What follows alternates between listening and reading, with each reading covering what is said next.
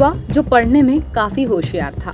Jabalpur Khalsa college से B pharmacy की degree हासिल कर अच्छी नौकरी पाने की ख्वाहिश रखता था। परिवार में माता पिता और बड़ी बहन का लाडला प्रसन्नजीत अचानक लापता हो गया और अरसे बाद सुराग मिला कि प्रसन्नजीत पाकिस्तान की लाहौर की जेल में पिछले 5 सालों से कैद है। प्रसन्नजीत पिछले 5 साल से लाहौर में होने की जानकारी उसी जेल में सजा काटने के बाद रिहा हुए जम्मू कश्मीर निवासी कुलजीत सिंह कछवाहा ने दी, जिसे खुद प्रसन्नजीत ने अपने परिवार का पता और टेलीफोन नंबर दिया था। कुलजीत द्वारा संपर्क करने के बाद परिवार में फिर से उम्मीदें जागी और जिस बेटे को उन्होंने मरा हुआ मान लिया था उसके जिंदा होने की खबर मिली, जिसके बाद परिवार प्रसन्नजीत की रिहाई की तमाम कोशिशों में जुट गया है। प्रसन्नजीत की बड़ी बहन संघमित्रा शुक्रवार को अपने भाई की रिहाई की गुहार लेकर कलेक्ट्रेट कार्यालय पहुंची। संघमित्रा ने बताया कि उसका भाई प्रसन्नजीत रंगारी, जिसकी उम्र 35 वर्ष है, वो साल 2011 में मानसिक रूप से विक्षिप्त हो गया था। जबलपुर से बी फार्मा की पढ़ाई लगभग पूरी कर चुका था। कुछ साल तक गांव-गांव भटकता रहा, रिश्तेदारों के घर आता जाता था, लेकिन 2018 में वो लापता हो गया। कई जगह तलाशने के बाद उसकी कोई खबर नहीं लगी। परिवार और रिश्तेदार ये मानकर उसे भूल चुके थे कि वो मर चुका है, लेकिन दिसंबर 2021 को जम्मू में रहने वाले कुलजीत सिंह कछवाहा ने फोन पर सूचना दी कि उसका भाई प्रसन्नजीत जिंदा है और पाकिस्तान की लाहौर जेल में कैद है। संघमित्रा ने बताया कि कुलजीत सिंह कछवाहा वही शख्स है जो 2021 में उसी जेल में 20 साल की सजा काटकर बाहर निकला था। संघमित्रा ने बताया कि ग्राम खैरलांजी में पिता लोकचंद रंगारी, माँ लक्ष्मीबाई, भाई प्रसन्नजीत और वो साथ साथ रहते थे। 12 साल पहले शादी के बाद वो तिरोड़ी के ग्राम महकीपार आ गई। गरीबी के बाद भी पिता ने प्रसन्नजीत को खूब पढ़ाया लिखाया और जबलपुर के गुरु रामदास खालसा कॉलेज में बी फार्मा में दाखिला कराया। 2011 में उसकी पढ़ाई पूरी होने वाली थी, लेकिन आखिरी समय में उसकी मानसिक हालत धीरे धीरे बिगड़ने लगी और वो अलग व्यवहार करने लगा। कभी कमरे में खुद को कैद कर लेता तो कई दिनों तक किसी से बात ही नहीं करता। प्रसन्नजीत कई दिनों तक यहाँ वहाँ भटकता रहा। कुछ साल तक उसके बारे में जानकारी मिलती रही, लेकिन फिर लंबे समय तक उसके बारे में कोई सूचना नहीं मिली। उसने कहा कि हम सब यही सोचते रहे कि वो मर चुका है और अब कभी नहीं लौटेगा। बातचीत में संघमित्रा ने आगे बताया कि दिसंबर 2011 में उसे खैरलांजी में मेडिकल दुकान चलाने वाले डेविस से संपर्क कर बताया कि कुलजीत सिंह कछवाहा नामक व्यक्ति ने उसे फोन पर सूचना दी है कि प्रसन्नजीत जिंदा है और पाकिस्तान की जेल में कैद है। दरअसल कुलजीत और प्रसन्नजीत एक ही जेल में बंद थे। प्रसन्नजीत को भोपाल में रहने वाले अपने बड़े पिता सेवक राम रंगारी का फोन नंबर कंठस्थ रूप से याद था। बाद में उसने कुलजीत को वो नंबर दिया। कुलजीत ने उस नंबर पर संपर्क किया, लेकिन सेवक राम ने खराब सेहत होने के चलते उसकी मदद करने से मना कर दिया। इसके बाद कुलजीत के बेटे और भांजे ने फेसबुक में प्रसन्नजीत की प्रोफाइल खोजी और खैरलांजी के डेविस से संपर्क कर प्रसन्नजीत की खबर दी। कुलजीत सिंह कछवाहा जो जम्मू कश्मीर के अंकल है, वो उनकी 20 साल की सज़ा पूरी होने के बाद वो लाहौर जेल से रिहा हुए, उन्होंने हमको बताया। तो ये पाकिस्तान तक कैसे पहुंचे आपके भाई?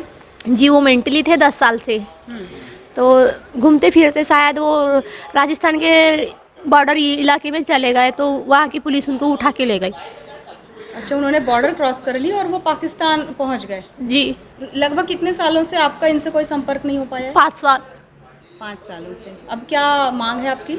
मेरी मांग है कि भारत सरकार मेरे भाई की रिहाई में मदद करे। वो कैसे आप तक खबर आई, वो कैसे उन्होंने कांटेक्ट किया?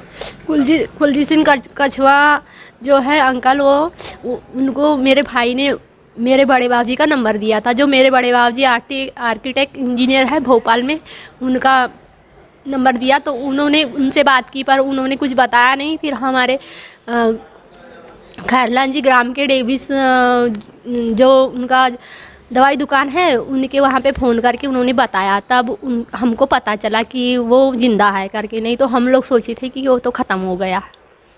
आप लोग पिछले एक साल पहले भी मिले थे कलेक्टर साहब से? जी, हम लोग मिले थे कलेक्टर साहब से। उन्होंने कार्रवाई वगैरह करवा के डॉक्यूमेंट्स दिल्ली भिजवा चुके हैं, पर कलेक्टर साहब बोलते हैं कि दिल्ली तो भिजवा दिया हूँ, आगे कार्रवाई बढ़ नहीं रही है, तो मैं क्या करूँ। तो हम लोग सोचे कि डबल से और कार्रवाई की जाए और मेरे भाई की रिहाई की जाए। कहाँ तक पढ़े लिखे हैं आपके भाई? मेरे भाई बी फार्मेसी। जानकारी में ये भी सामने आया कि अपने इकलौते बेटे के लंबे समय तक लापता होने के कारण माता पिता परेशान रहने लगे। ठीक परवरिश न होने के कारण माता पिता को बालाघाट के वृद्धाश्रम में लाकर छोड़ दिया गया।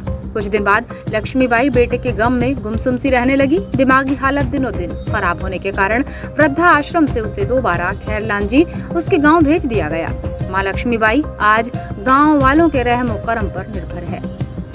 प्रसन्नजीत की बहन ने बताया कि भाई पढ़ाई में बहुत तेज था। आर्थिक तंगी के बीच उसने बी फार्मा की पढ़ाई की। वो बड़ी कंपनी में अच्छी नौकरी करना चाहता था, पर तब उसकी ये चाहत तनाव में बदलती गई जब उसे नौकरी मिलने का कोई आसार नजर नहीं आया। धीरे धीरे वो कमरे में अकेले रहने लगा और ट्रेन से भटकते हुए वो किसी तरह राजस्थान की बॉर्डर तक जा पहुंचा, जहां से उसने पाकिस्तान में प्रवेश कर लिया और उसके बाद से ही वो लाहौर की जेल में कैद है।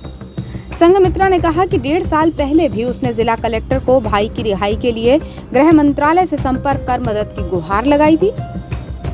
कलेक्टर डॉक्टर गिरीश कुमार मिश्रा ने बताया कि संघमित्रा द्वारा दी गई जानकारी की बारीकी से जांच की जाएगी। जम्मू निवासी कुलदीप नामक व्यक्ति जिसका वो जिक्र कर रही है, उसके बारे में पुलिस की मदद से मोबाइल लोकेशन लेकर संपर्क करने का प्रयास किया जाएगा।